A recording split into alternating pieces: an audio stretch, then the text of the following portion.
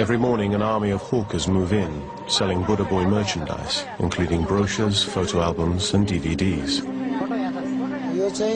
We started selling these CDs a month ago when we were allowed to do so. Many of the sellers and pilgrims think he is the reincarnation of Buddha. His dream has been to gain Buddha's knowledge and spread the light of peace. The similarities are uncanny. Siddhartha, the Buddha, was born a mere 150 miles away, to a mother with the same name, Maya Devi. Both chose to meditate for 6 years under the same type of tree and follow a life of abstinence. Buddha eventually found enlightenment through meditation, and that is what Ram is trying to achieve. You can see a light coming from the top of his head and sometimes from his forehead. Many of the stories that are circulating the site are probably just gossip, but they all feed the myth and the growing aura of the boy. One story that started the legend was that poisonous snakes bit him on 2 separate occasions. I saw him after the snake bite, and he looked very pale. Cobras and vipers are common to the area, and their bite is fatal. Incredibly, Ram required no medical attention from the bites. Because of his meditation, he flew, the poison. I heard about it. Some saw the blood, but no one saw the snake. He was sweating there, and with the sweating, his poison was gone. The boy himself does seem to have some spiritual powers. If we were bitten by a snake, we were already gone. Just because of his pure meditation, he's alive. You know, you could question if you don't believe in these things, but the people his family seems to have faith in it, so we have to sort of recognize that. True or not, it is apparent that Ram Bonjan is putting himself in danger, not only by refusing sustenance, but also by sitting exposed to the elements and wildlife. This fatalistic attitude to death is very common in Asia. So at this time, he lacks calories, he lacks proteins, he lacks vitamins, and he lacks water, so he would be susceptible to illnesses.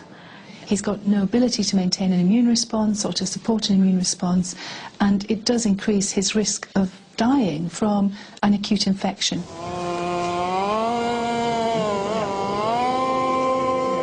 This lack of fear in dying is reflected in the way Nepalese conduct their funeral rituals.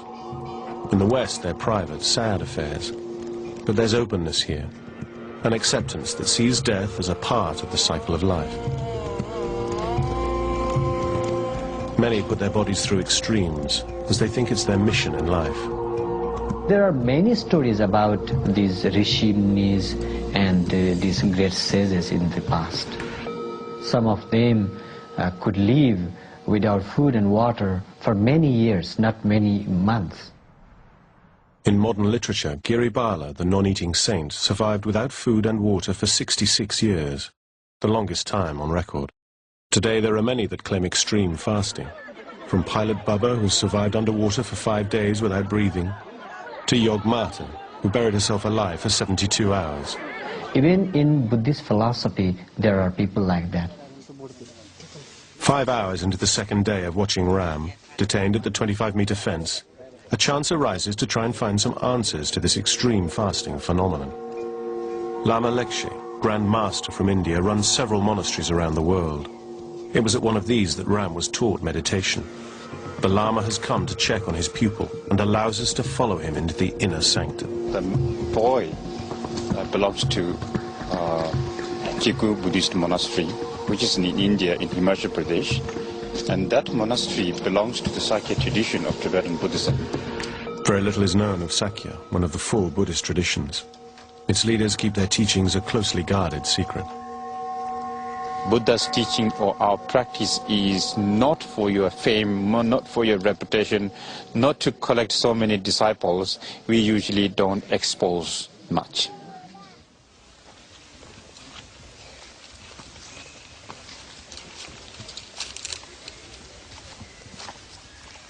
We have another meditator. He has been doing this for the last 30 years.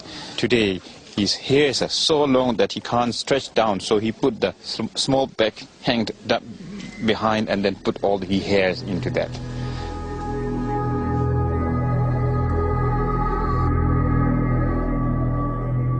To endure solitary existence in extreme conditions, yogic techniques enable you to focus your mind over your body's suffering. Obviously, if he's genuine, has to use some yogic techniques like feeding on the air, feeding on the breath. There are other techniques where you use a stone, okay, a little stone that you put in your mouth and you feed on the stone. There are all those stories. They are documented in the literature, in Buddhist literature. To understand what type of yogic technique Ram is practicing from the Sakya tradition of teaching, the Lama sits and stares at the boy. I'm amazed by this immense, the intensity of his determination. He told his mother that he was going to sit there for 6 years and reach Buddhahood, you know, which is very rare. I mean, nobody says that, you know. They sit facing each other for more than an hour in what seems to turn into a meditation duel. Sweat starts to form on Ram's face despite a lack of movement and an air temperature of only 15 degrees centigrade. To suddenly start pouring sweat from the face is a very strange phenomenon. He's managing to control his body's physiological process, which no one has demonstrated before. It's not something you ever see in Western society, so how that's being controlled is beyond my level of knowledge. When he was sitting down, I was doing my meditation. Actually, I was competing. And you know that the sweat came down. Okay, so why did you sweat? No, it's a secret thing I don't want to tell you right now. In ancient Buddhist texts, it is written there is a yogic technique called tumo, which increases the body's temperature under intensive meditation. Sweating is a side effect. The question is, a young boy like that, you know, how he has mastered this kind of techniques. Obviously, he has not practiced long time in caves or in solitude or in a monastery, so it's very rare, especially nowadays, to hear that somebody is doing it in front of everybody like that. I mean, totally live.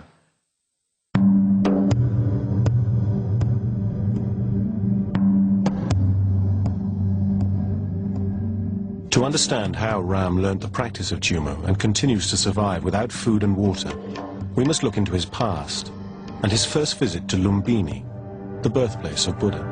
These places are the power point. If you step here with faith, devotion, and with mindfulness, definitely that energy will do something for your brain and as your physical body.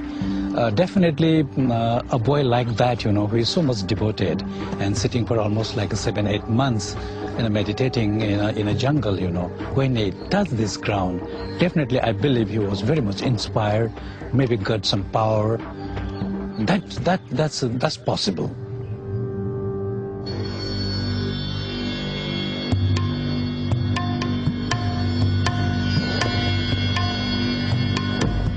After Lumbini, Ram chose to study at a secret Tibetan monastery near Dehradun, India, 10,000 feet up in the Himalayan mountains and cut off from civilization. There are many examples of monks practicing tumo-intensive meditation in the hills nearby. Ram sort of gravitate toward this monastery, and at that moment, I think it was 2002, I think, or 2003, that he came. It's sort of like his own recognition. But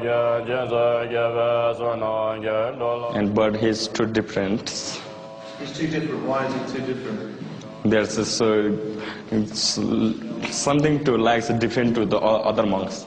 Tumo is a particular form of Tibetan meditation where the exponents are capable of withstanding extremely harsh conditions with very little food, very little water, and very little clothing. Some lamas are doing meditation in the icy Himalaya. From their body they bring the heat. So, same way, maybe he has done that. American scientists tested the theory in 1982. Monks were soaked in sheets of cold water.